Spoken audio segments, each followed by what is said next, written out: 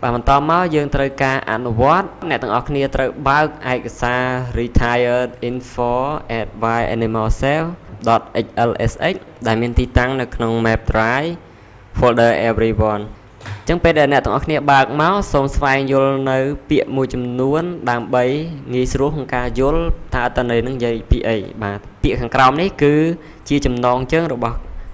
ក្រឡានីមួយៗបន្តមកទៀតអ្នកទាំងអស់គ្នាត្រូវឆ្លើយនៅសំណួរមួយតើទិន្នន័យអំបញ្ញមិញនេះនិយាយអំពីអ្វីបាទបន្តមកទៀតគេមានសមត្ថកម្មប្រាប់អ្នកទាំងអស់គ្នាគឺដើម្បីរកថ្ងៃខែចូលនិវត្តន៍របស់បុគ្គលិកបើសិនជាបុគ្គលិកភេទប្រុសថ្ងៃខែចូលនិវត្តន៍របស់គាត់ត្រូវយកថ្ងៃខែឆ្នាំកំណើតបូកនឹងចំនួនថ្ងៃរយៈពេល65ឆ្នាំចំពោះថ្ងៃខែចូលនិវត្តន៍របស់បុគ្គលិកភេទស្រីថ្ងៃខែចូលនិវត្តន៍របស់គាត់ត្រូវយកថ្ងៃខែឆ្នាំកំណើតបូកនឹងចំនួនថ្ងៃរយៈពេល60ឆ្នាំបន្ទាប់ពីអ្នកទាំងអស់គ្នាដឹងសមត្ថកម្មហើយអ្នកទាំងអស់គ្នាត្រូវគណនាថ្ងៃខែចូលនិវត្តន៍នៅក្នុងឯកសារ Excel អំបញ្ញមិញតទៅពេលនេះយើងចាប់ផ្ដើមអនុវត្តស្វែងរកថ្ងៃខែដែលគាត់ចូលនិវត្តន៍ទាំងអស់គ្នាគេត្រូវការប្រើរូបមន្តមួយដើម្បីឲ្យវាបាទទៀងផ្ទាត់ដោយខ្លួនឯងបើបុគ្គលិកភេទប្រុសត្រូវធ្វើការអ្វីបើបុគ្គលិកភេទស្រីត្រូវធ្វើការគណនារូបមន្តរបៀបណាអញ្ចឹងគេប្រើរូបមន្ត if ដើម្បីផ្ទៀងផ្ទាត់លក្ខខណ្ឌឲ្យវាធ្វើការឲ្យយើងអញ្ចឹងពេលដែលយើងវាយស្មើ if បាទវានឹងចេញ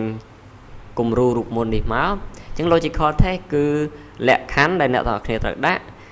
ញ្ចឹងបើសិនជាបុគ្គលិកភេទប្រុសឬក៏ភេទស្រីបាទរូបមន្តគណនាផ្សេងគ្នាអញ្ចឹងកន្លែងលក្ខខណ្ឌរបស់យើងគឺភេទរបស់បុគ្គលិកអញ្ចឹងអ្នកទាំងអស់គ្នាត្រូវ select ចំបាទក្រឡាភេទបាទយើងដាក់មកបើសិនជាគាត់ភេទប្រុសតំណាងដល់អក្សរ M ដោយសារតែ M គឺជាអក្សរគេត្រូវដាក់វាក្នុងសញ្ញាបន្តក់2តមកក្បៀសបើសិនជាពិត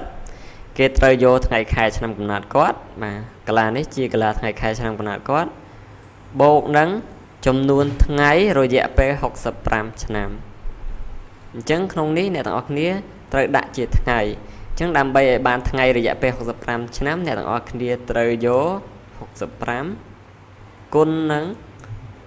365ក្បៀស25បន្ទាប់មកទៀតចូលដល់បើសិនជារូបមន្តនេះមិនប៉ិតបើសិនជាមិនមែនជាភេទប្រុសទេអញ្ចឹងមានតែភេទស្រីបើគាត់ជាភេទស្រីត្រូវយកថ្ងៃខែឆ្នាំកំណើតរបស់គាត់បូកនឹងចំនួនថ្ងៃរយៈពេល60ឆ្នាំអញ្ចឹងអ្នកទាំងអស់គ្នាត្រូវយក60គុណនឹង365.25បិទវងចោល enter ដល់ពេលនេះវានឹងគណនាចេញជាចំនួនលេខឲ្យអញ្ចឹងអ្នកទាំងអស់គ្នាត្រូវបដូរទម្រង់នៃចំនួនលេខនេះទៅថ្ងៃខែព្រោះអីគេត្រូវការថ្ងៃខែចូលនិវត្តន៍អញ្ចឹងអ្នកទាំងអស់គ្នាអាច select កន្លងថ្ងៃខែទាំងអស់ហ្នឹងហើយអ្នកទាំងអស់គ្នាចូល home ហើយត្រង់កន្លែង number នេះគឺយើងរើស format វាទៅជា short date ទៅបាទអញ្ចឹងគាត់នឹងចូលនិវត្តន៍នៅខែ1ថ្ងៃទី1 2050បន្ទាប់ពីអ្នកទាំងអស់គ្នាគណនាថ្ងៃខែចូលនិវត្តន៍របស់បុគ្គលិកម្នាក់ហើយបាទប្រាក់ខែគុណនឹងរយៈពេលបម្រើការងារអញ្ចឹងរយៈពេលដែលគាត់បម្រើការងារអ្នកទាំងអស់គ្នាត្រូវយកថ្ងៃដែលគាត់ចូលនិវត្តន៍យកទៅដកនឹងថ្ងៃដែលគាត់ចូលធ្វើការពេលនោះឃើញរយៈពេលដែលគាត់បម្រើការងារប៉ុន្តែពេលដែលយើងយកថ្ងៃនិងថ្ងៃដកគ្នាវានឹងគណនាជាចំនួនថ្ងៃអញ្ចឹងនៅក្នុងនេះគេចង់បានរយៈពេលគិតជាឆ្នាំអ្នកទាំងអស់គ្នាត្រូវចែកនឹង365.25